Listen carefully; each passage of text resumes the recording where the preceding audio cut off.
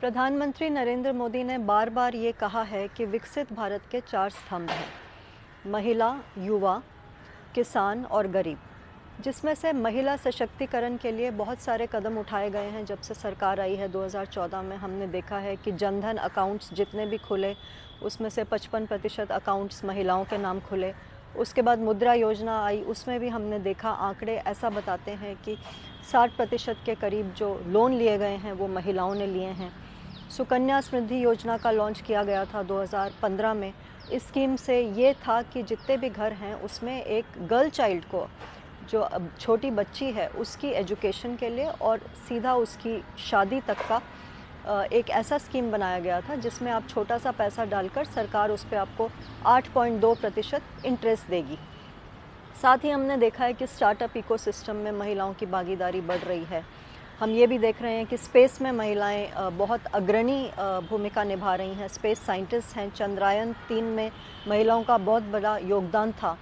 और हमने ये भी देखा कि पिछले साल जब ऑपरेशन सिंदूर इंडिया ने किया, उसके बाद विश्व के सामने अपनी बात पहुंचाने के लिए 2 महिला सैनिक तैनात किए गए, जो रोज़ प्रेस कॉन्फ्रेंस करते थे और स्थिति से हमको अवगत करवाते थे। आप सबको भी याद होगा कि सोफिया कुरैशी और व्योमिका सिंह दोनों महिलाएं आती थीं और अपनी बात, देश की बात पूरे विश्व के सामने रखती थी कि किस तरीके से भारत ने पहलगाम टेरर अटैक का बदला ऑपरेशन सिंदूर से लिया। तो अब उसी क्रम में अगर हम आगे बढ़ें तो एक नेचुरल प्रोग्रेशन इस बात की ये होती है कि क्या महिलाओं को पॉलिटिकल रिप्रेजेंटेशन भी दी जाएगी, क्या उसमें भी कुछ बढ़ावा दिया जाएगा। हमें पता है कि महिला आरक्षण बिल जो है 90 के दशकों से लंबित है। 2023 में नारी शक्ति वंदन अधिनियम पारित हुआ था, जब नई पार्लियामेंट में सारे एमपी शिफ्ट हुए थे। आपको याद होगा उस वक्त ये बिल पारित हुआ था।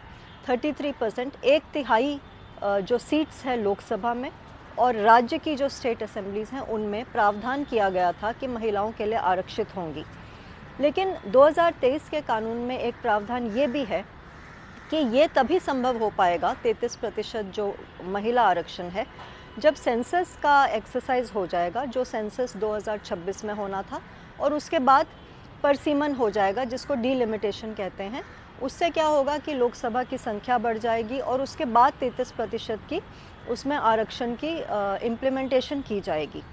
अब सरकार ने एक नया प्रस्ताव सबके सामने रखा है। हम सुन रहे हैं कि अप्रैल 16 से लेकर 18 तक प्रधानमंत्री ने भी अपनी भाषणों में ये बोला है, 2-3 जो आजकल चुनावी भाषण उन्होंने किए हैं, उन्होंने कहा है कि एक सत्र बुलाया जाएगा, उसमें एक नया बिल लाया जाएगा और ये कहा जाएगा कि वो जो 2026 के सेंसस से लिंक की गई थी 33% महिला आरक्षण की बात, उसको अब डीलिंक कर दिया जाएगा।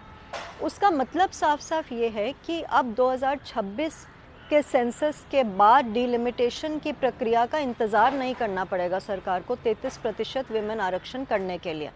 सरकार 2011 के ही सेंसस के बेसिस पर करंट लोकसभा का जितना स्ट्रक्चर है उस पर 50% सीटें जोड़ सकती है, वैसे ही स्टेट असेंबलीज़ में 50% सीटें जोड़ सकती हैं, और जो इन्हांस्ड स्ट्रेंथ है चेंबर्स की, उस स्ट्रेंथ पर 33% महिला आरक्षण दे सकती है। मुझे ऐसा लगता है कि 2 बिल लाने पड़ेंगे सरकार को ये करने के लिए। एक बिल तो संशोधन करेगा 2023 के कानून में, उसको डीलिंक करेगा महिला आरक्षण को 2026 के डीलिमिटेशन से। दूसरा जो बिल लाने की ज़रूरत पड़ेगी वो पड़ेगी, एक ऐसा प्रावधान है हमारी लॉ में, कॉन्स्टिट्यूशनल प्रोविज़न में आज की डेट में, 84th कॉन्स्टिट्यूशन अमेंडमेंट उसको कहते हैं, जो 2001 में लाया गया था। उसमें क्या किया गया था कि डीलिमिटेशन का जो प्रोसेस है वो फ्रीज़ कर दिया गया था 2026 तक।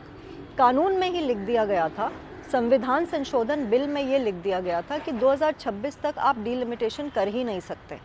अब अगर सरकार को महिला आरक्षण करना है, जल्दी करना है, 2029 के लोकसभा चुनाव तक करना है, तो उनको ये फ्रीज़ जो है 84th कॉन्स्टिट्यूशन अमेंडमेंट लॉ में से हटाना पड़ेगा, क्योंकि तभी वो नया डीलिमिटेशन का प्रोसेस अभी कर पाएंगे 2011 के सेंसस के हिसाब से।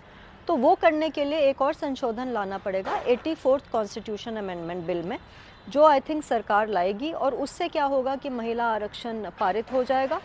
और जो इतने सालों से एक चर्चा चल रही है कि महिलाओं को सशक्तिकरण किया जाए, राजनीतिक स्पेस में भी किया जाए वो संभव हो पाएगा। हम देख रहे हैं कि विपक्षी पार्टियां कह रही हैं कि क्योंकि चुनावी मौसम है तो ऑल पार्टी मीटिंग बुलाई जाए, ऑल पार्टी मीटिंग चुनावों के बाद बुलाई जाए, एक आम सहमति कायम की जाए और उसके बाद ये सब किया जाए, ना कि एकदम 16 से 18 में ही कोई बिल पारित कर दिया जाए। लेकिन देखने वाली बात यह है कि सरकार ने अपनी मंशा क्लियर कर दी है, वो बिल लाने जा रहे हैं। तो शायद ये संभव है कि ऑपोजिशन पार्टीज़ हालांकि मांग करती रहेंगी ऑल पार्टी मीटिंग की, पर क्योंकि वो सब भी इसी हक में है कि महिला आरक्षण दिया जाए, शायद वो अल्टीमेटली सरकार अगर मनाने की कोशिश करेगी तो मान भी जाएगी। महिलाओं के हित में और देश के हित में यही होगा कि विमेंस रिजर्वेशन जो सदियों से लंबित है वो अब पारित हो जाए।